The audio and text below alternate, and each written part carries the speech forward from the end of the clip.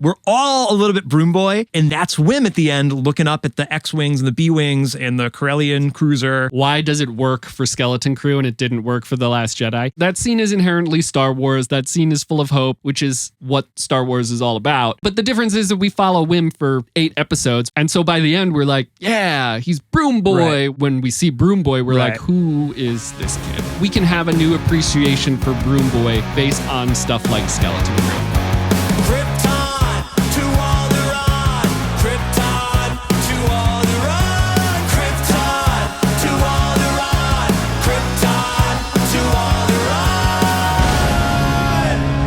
Welcome, everyone, to Krypton to Alderaan. I'm Joey, your Star Wars lover, and with me is Royce Goodlooks, your Star Wars song guy. Hello, Joey. Hello. Hello, podcast. Hello. We are the podcast or something that talks about nerdy pop culture, but it's mostly Star Wars. And here we are in person, our first video podcast. So today we're going to have our first season of Skeleton Crew chat. There was a lot of stuff we didn't get to talk about. It's hard to get to everything. We always pick like one topic to get to. Yeah. And inevitably there's 50 more that we just cannot get to. So today we have a concise 50 topics or so to get to in 24 minutes or less. Yeah. How many hours was the season overall? I don't know hours or minutes off the top of my head, but the average was 39. 39 times 8, and that'll get you the answer, folks.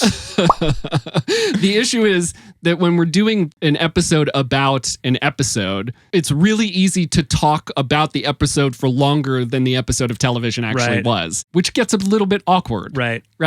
But now we have so many hours of the show that we can talk about. So now we have much more freedom time-wise. So we could go back and talk about all the things we didn't get to talk about. Yeah. Which is what we're going to try to do today. Yeah. We'll see. Yeah. But first, hey, hit that subscribe button if you haven't already. If you need some time to check us out first, watch this through or listen to this through or do whatever you got to do, but be sure to hit that subscribe button before you go and tune in for more of our stuff, whatever happens to come next in post Skeleton Crew world. I guess that's enough of that. I don't really know how to do our little punch it on video, but should we just scream into the microphones? And let's punch it.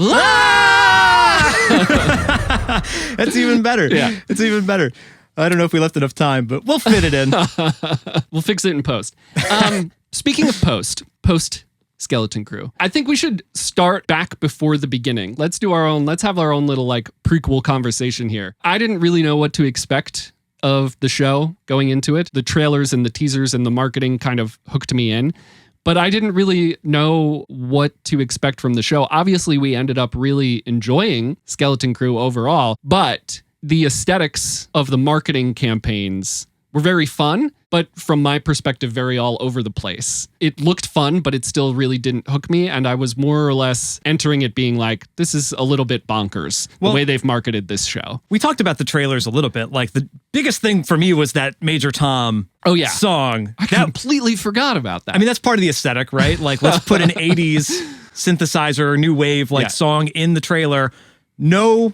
There was a theremin in that one episode, but no synthesizer, like drum machines in the background, no other sung vocal. We got that one song in The Acolyte at the end, The Power of Two. Oh, yeah. Don't bring that up. Please don't write a comment about what Royce just said. The trailers were weird with the music. And then you had mentioned like the text up on screen. It's funny. We were like, let's talk about things we haven't talked about. We're circling back to this topic. We're talking about what we've already talked about. Okay. But we're moving somewhere though. Yeah. But yeah, like the coming soon, everything was a little bit weird with the marketing. But when we got the actual show, dude, I love the aesthetics of the show. The show itself, for sure. The trailer visuals work. They spoke to what the actual show was, not necessarily the music, which I thought the music was also great in the show. Yeah. But visually, dude, we compared this show a lot to The Bad Batch or like Rebels, the new Bad Batch season or the last Bad Batch season. Oh my goodness. Incredible animation, right? Yeah. And I thought that like live action is a different beast, but I thought that things like the barrier, the ship. All of the aliens, like really the first Star Wars show that we have gotten so many aliens front and center in a super long time. I mean, you get a little bit of it in The Mandalorian. We see them as background characters in stuff like Andor, but this was the first show where they're really like, there's main characters who are, we have Neil, we have the Captain Wolfman. What was his name? Captain Brutus? Wolfman, Brutus. You know, we have all the pirates are aliens. We got like a lot of aliens front and center. The big one on the spa planet. Oh, that's like kind of in the dark. Yeah, yeah. We don't get a good look at that one. Yeah, yeah. No, we got, I mean, it was really all of the crab, like, trash crab. Trash crabs were cool.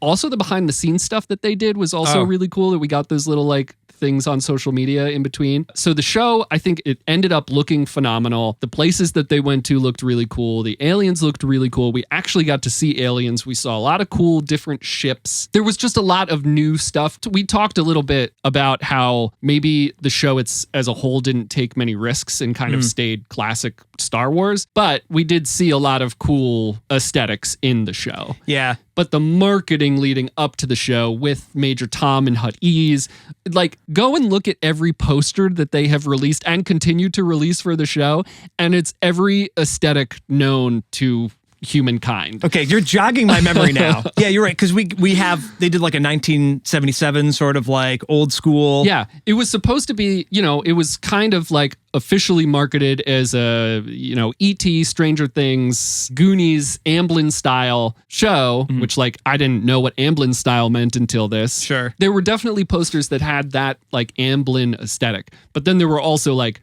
funky 70s retro posters and weird sci-fi looking every aesthetic imaginable. They have released a poster for this show. Well, and there was the throwback trailer that was like the real world got you down, and it looked like it was an old like worn out VHS tape. So strange. Which is cool. I really love that. Like this is a hard line for me to walk since I make like content in like it's my own spin on the world. There's something odd when it comes right from Lucasfilm to me, but I do like that when there's somebody says like, here's a modern trailer for Revenge of the Sith. I've been recommended that like 500 times in the last month to watch that YouTube video. I love that exists. If Lucasfilm like released that, the modern trailer for Revenge of the Sith, it'd be cool, but it's like marketing wise, odd. Yeah. Why are you doing this throwback aesthetic? Why are you doing this 80s aesthetic? When the show isn't inherently either of those things, it's just Star Wars in suburbia. It's pirates. It's pirates. Right. So there was also the trailer on TV where they overdubbed the dialogue to say a crew of bounty hunters is coming, but it's crew of murderous pirates. And now there's another trailer on where they do say pirates, but not murderous pirates. Huh. So I think maybe that I was beaten up on it thinking they didn't have the guts to say it was about pirates. So they said it was about bounty hunters.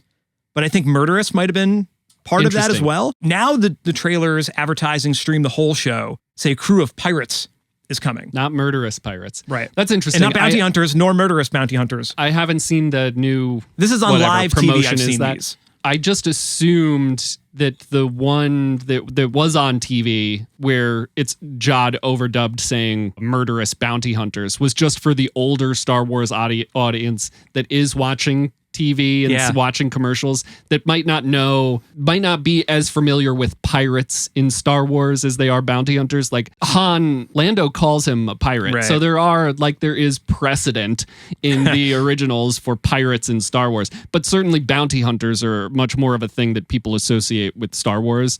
Original Star Wars. The show is not about bounty hunters, though. But it's easy. I would say like that's why it's promoted that way to a certain audience, because the term bounty hunter might connect more with them. But removing it entirely and changing it up again makes even less sense. The point is the marketing for this show is all over the place. Somebody had to make decisions. And or a lot of people made decisions. It's kind of like they were just like dispersing it, trying to get their fingers in as many pies as possible to get people to watch the show, which maybe that worked. My reaction to it was more like, what is going on here? Just lean into it. The marketing's not going to turn me off of watching a Star Wars show. I'm going to watch the show and talk about it on our podcast. So it doesn't much matter. I wonder if they had leaned into the pirate thing, that Jod was looking for treasure. It's the biggest treasure in the galaxy. Right. Like, would that have been a turnoff for people? Like, is that such a problem that we had to make up a line about bounty hunters and there's no bounty hunters in the show. Yeah. Like, and I understand with like Rogue One, there is a they had the bounty TIE hunter. fighter, but they cut the show or the movie differently, so the TIE fighter scene isn't in there. Right. With Jin in the TIE fighter, the coolest scene in the trailer. Right. So we know that like trailers don't have to be totally accurate or don't end up being accurate. Sure. But why didn't they just lean into the pirates? They leaned into the kids' adventure. Right. And that Jod was this maybe like mystery Jedi. Nothing about pirates or treasure. Right. Though. But is that not the whole point of the show? Yeah.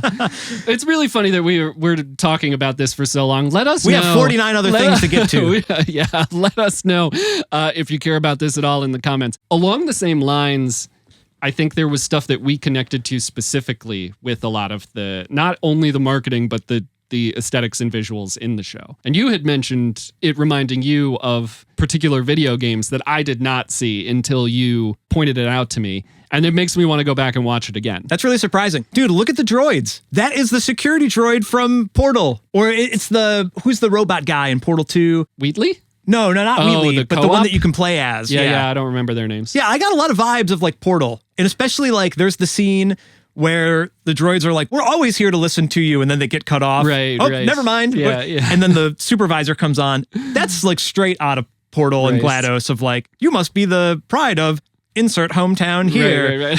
That kind of like dry, hilarious humor. Sure. And yeah, the aesthetic of the droids I thought was very Portal. And then like the like utopia world that's like lost to time is also very Aperture Science of like, what year is it? This place is in ruins, but there's still robots taking care of it or a community taking care of it. Right. With like the supervisor being a robot. It literally turned out to be GLaDOS the whole time. Yeah. We're wondering who's the supervisor? Is it Hondo Onaka? Way off. Yeah. I guess, and also they're like kept in a secret space, like the main character is in Portal, and there's like that's the only world you kind of know. Yeah, you're being like kind of lied to. Yeah, that's super interesting. I really like that, and obviously forget the Amblin influence. Portal. Like what's the Valve influence on this? Yeah. Is Skeleton Crew just Half-Life 3 live action Portal? Yeah, we get like Portal 3 or Half-Life 3. That's super cool. I really like that. That's a good like marketing pitch to me to get me to watch the show again, to look out for stuff like that. When I'm watching the show, thinking about like, I mean, how much I love Star Wars, but also like talking about it here. Maybe I watch it with these blinders on and don't necessarily look out for stuff like that. There's that cube that's in a lot of Star Wars that looks exactly like the weighted companion cube. I don't know which influenced the other, if that's just like a common cube design, but square, roughly 3-dimension. Yeah. Oh my God. So good. Yeah. Somebody must have, I don't know, maybe this is all coincidence, but yeah, it has a Portal kind of aesthetic to it. And I think that's cool. Anybody play Portal? Yeah. Comment below. Let us know. Is it also your favorite video game? Speaking of influences, we might be once again going somewhere that people don't like or will necessarily want to go. There are some strong vibes. There are some strong Broom Boy vibes in this show. We didn't get into it on last episode, and I wanted to. I kind of forgot. There's just a lot to talk about. But dude, the ending, just like the ending is exactly like Portal, the ending of season 1 of Skeleton Crew is exactly the ending to Rogue One. The Last It's exactly the ending to Last Jedi. Yeah. Broom Boy is looking up. He sees like a random starship. Right. Like, we don't know what starship that was, if that was a comet. But he looks up as if like, there's hope in the galaxy. He's got his little rebellion ring. Right. It's cool. In retrospect, and we've been meaning to make a video or podcast episode about this for a long time. Like, we're all a little bit Broom Boy. Yes. This Skeleton Crew series was for the Broom Boys out there. Like, literally, Wim and Neil are Broom Boys. Yeah. Right? The ending of Last Jedi, it's just that kid there with the hope of a brighter future. Yeah. And that's Wim at the end looking up at the X-Wings and the B-Wings and the Corellian cruiser. Right. That's the thing, I think, like, why... The question is, like, why does it work for Skeleton Crew and it didn't work for The Last Jedi? And I think I've seen no one complain about it. I think like, no one's that I have not seen anyone complain about it. There's a little bit of like an asterisk there, but I also think that like The Last Jedi gets a lot of hate that it doesn't deserve. And Broom Boy gets a lot of like, Broom Boy is inherent. That scene is inherently Star Wars. That scene is full of hope. That scene is full of like potential for the future of the Star Wars galaxy, which is what Star Wars is all about, I should definitely have given that scene much more space instead of just kind of like writing it off like, Right. oh, what does this mean? This is like, he's the future of the galaxy. He'll Right. be at like Rey's Jedi temple. But the difference is that we follow Wim for 8 episodes. We get the story. We stay with the character. Yeah. We learn more. We become emotionally attached. We have a lot of empathy for him. We see him Wim's a learn hero. and grow and become a hero. And they've kind of like told the beginning of Wim's hero's journey. And so by the end, we're like, yeah, he's Broom Boy. Right. When we see Broom Boy, we're Right. like, who is this kid? Yeah. Which I don't think we should, I don't want to necessarily, me as a fan, I don't want to be that way because that's not fair to the character or the people writing the character or anything like that. In Last Jedi, we spent all that time on Canto Bight with Rose and Finn, and that plot line doesn't go anywhere. Right. I think that's the taste you're kind of left with. You're like, now we're back to Canto Bight with this random kid that like is a space horse jockey, and it's cool because you have to have hope. That's Star Wars, Right. and that's the new generation. But the initial watch of Last Jedi, which is so Yeah. ingrained in my mind of not enjoying that and that not being the best leaving off, but it is really a beautiful scene. Yeah. And it's the same one in Skeleton Crew, and it hit exactly the opposite because of the time with Wim, like you're saying. Like it really worked, and it's wholesome. It just didn't do those zoop with the Right, vignette right, at the right. end, like we talked about last episode. But I think that is how Last Jedi ends. I do think it not does the remember vignette thing. When you mentioned that the last time we recorded, I immediately went to Mando season 3. Right. Because That was very obvious. I have negative feelings about Mando. I have many more negative feelings about Mando season 3 than I do about The Last Jedi. How much time do Should we have this on the be pod a today? controversial topic episode? Like, Yeah. Mando season 3 is worse than The Last Jedi?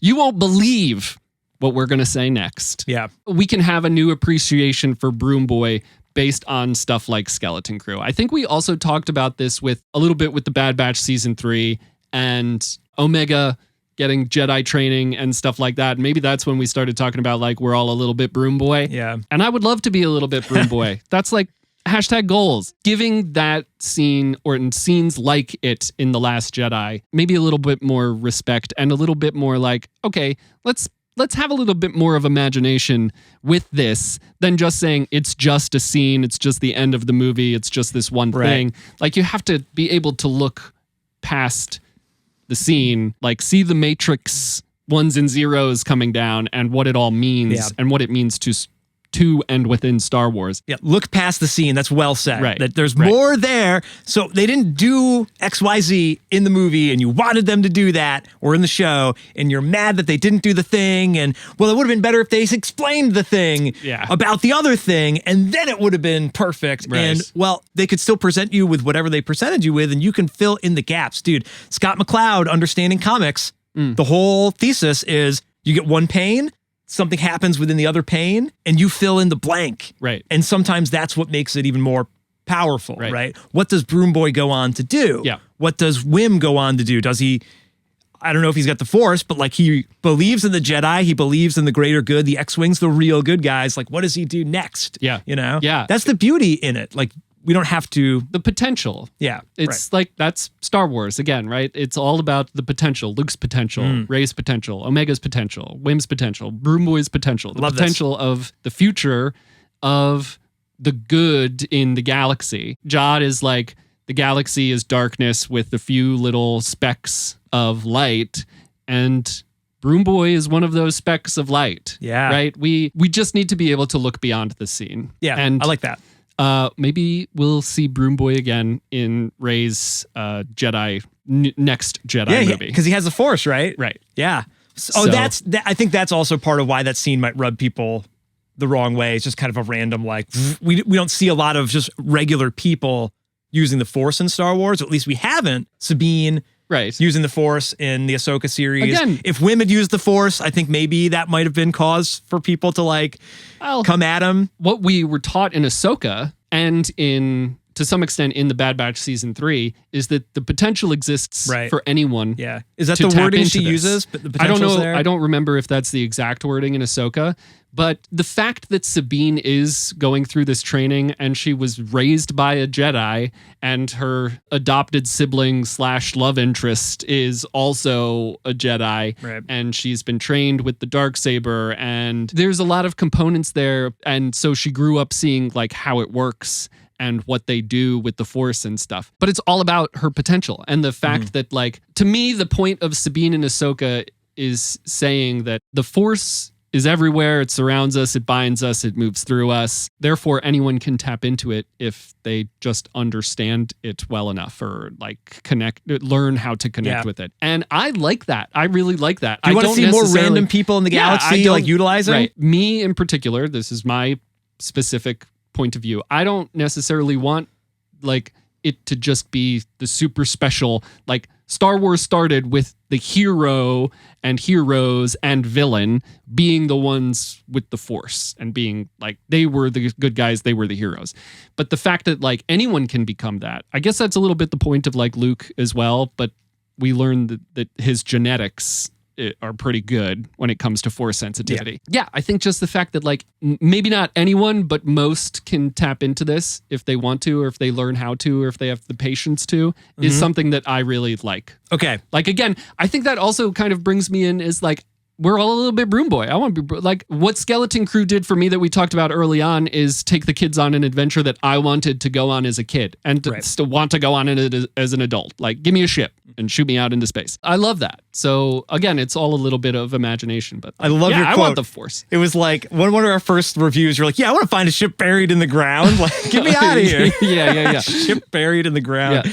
What an insane adventure to go on. Okay, this transitions well, though, into like our next kind of like closing topic, our other 48 topics we're going to smash together here. Yeah. Future season speculation stuff. Like, if we see more of Wim, like maybe we do see him trying to tap in the Force or study more about the Jedi or whatever. Now that they're outside of the barrier, who knows what else he's going to learn in a future season, or the other kids are going to learn about the galaxy. Whoa, there's a whole planet that got exploded in the rebellion. There was a rebellion again. What?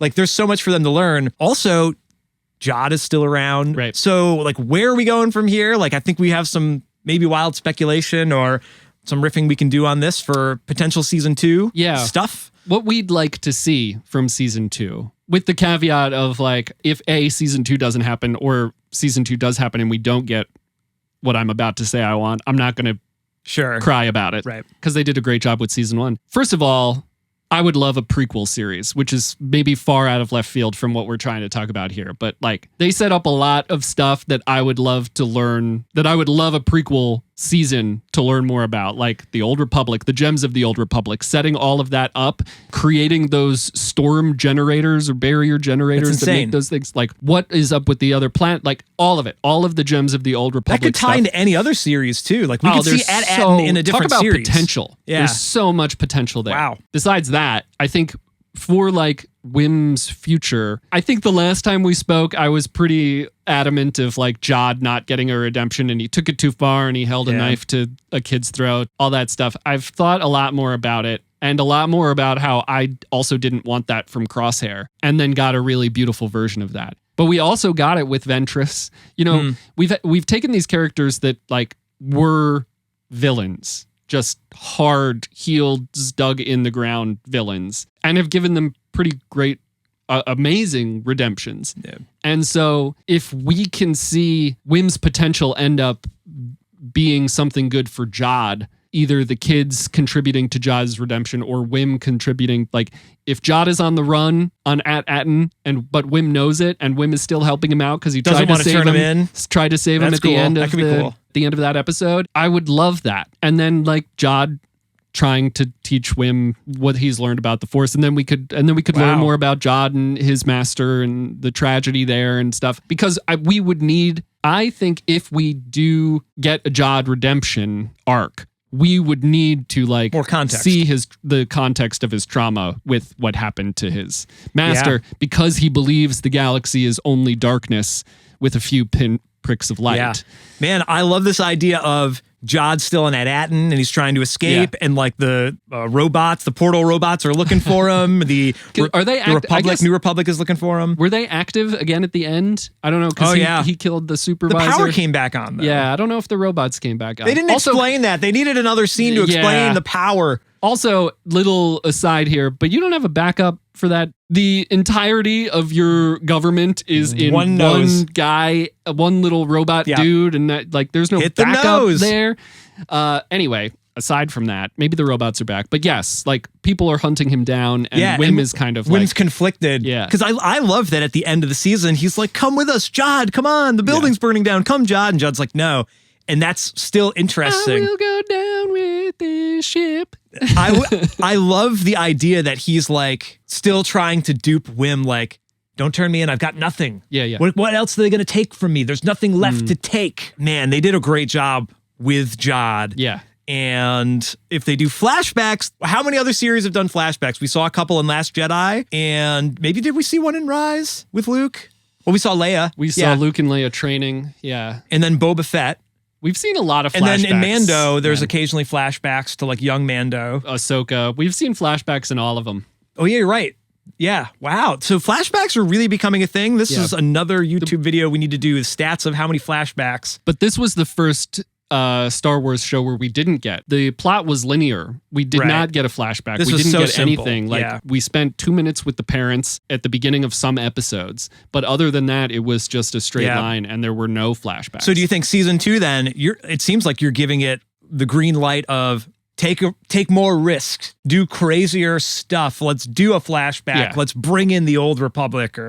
I'm going to tap back into The Bad Batch. Season 3 of The Bad Batch, it just built up to taking a lot of risks, I think. It made the story so much better. They made the Bad Batch story so much better, season 3. Yeah. So, again, they're all over the place with the marketing, so maybe they'd be all over the place with, like, the format of the show. But I don't know if they need to, like, change things up too much, but you start an episode or two with the flashback of Jod and his master, like they were doing with the parents, right? Like we cut to the parents, something very similar, and don't spend a whole episode on Coruscant, or I don't know how to write TV. All I'm saying is, like, I'm still not on Jod's team, but I think having a little bit of context will endear the kids to him, and I'm relying on the kids to push him in the direction of redemption like Omega did for Crosshair. Yep, I'm on board. I'm totally on board. Yeah. We can take more risks. Obi-Wan also had flashbacks. Yep. Man, it's funny.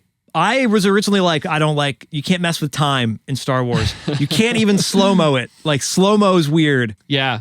Now slow-mo is pretty prevalent. I liked it in The Acolyte a little bit when it was like kind of a tied to the force maneuvering. I don't like it if it's just like, we're slowing the scene down to make it look cool. Right. It should tie in to the storytelling. What about Rey and Kylo in the throne room? Too much slow-mo? Not enough slow-mo? Yeah, I guess I don't have that top of mind, but I do remember the scene of her chopping off his TIE fighter. Oh, yeah. Where she jumps in the air. Maybe that was also a force usage, I guess you could argue. Mm-hmm. Yeah, this is part of the aesthetics thing, though, of like what's within your Star Wars box. Slow-mo is still not within mine, but I think flashbacks I'm starting to accept. There is slow-mo in the original trilogy. Yeah, but it's like, that's a different level of slow-mo.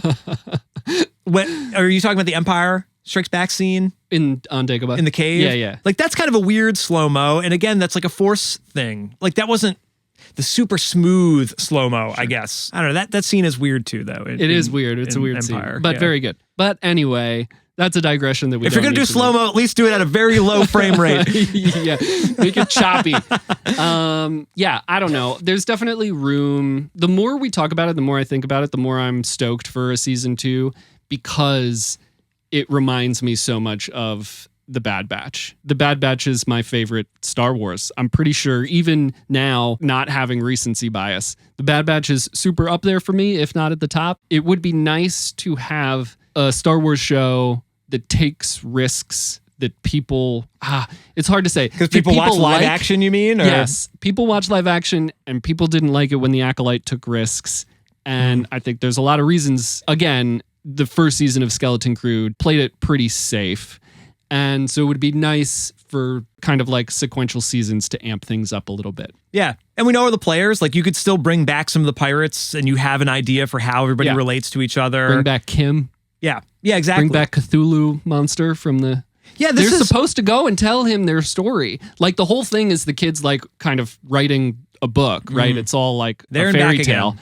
And so they're supposed to go back and tell him their story. So, Yeah. what else we got to talk about? Is that the whole list? That's the whole list. So this was a lot of fun. Live action podcast. Yeah.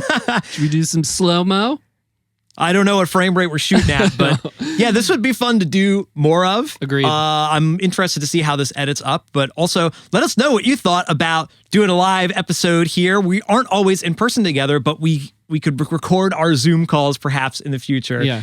Maybe. What if we both built setups like this and then just stitched them together so it looked like we were in the same room? I think I have some extra Guilford of Maine fabric if you'd like to Guilford of build Maine. some of these sound baffles for your studio. Yeah. IKEA couch, not sponsored. Sure. Boy, if anyone's still listening, they're not anymore. That's for sure. Anyway, we'd love to know what you thought about Skeleton Crew Season 1, what you're looking forward to for a Season 2. Drop some comments below. We'd love to keep the conversation going. Thanks for listening to the show today. Wait a minute, did I skip a part of this? Crud. We almost made it. Yeah. And make sure to tune in next time for more nerdy pop culture, but mostly Star Wars. Thanks for listening to the podcast today, or watching the podcast today. Watching. I've been Royce. I guess since I'm here in person, I've been Joey. And we've been Krypton to Royce's Alderaan. Studio. Krypton to Alderaan. Krypton to Alderaan. I don't know how much I guess we'll fade this out into the ending or something. Yeah. Fade, fade, fade, fade.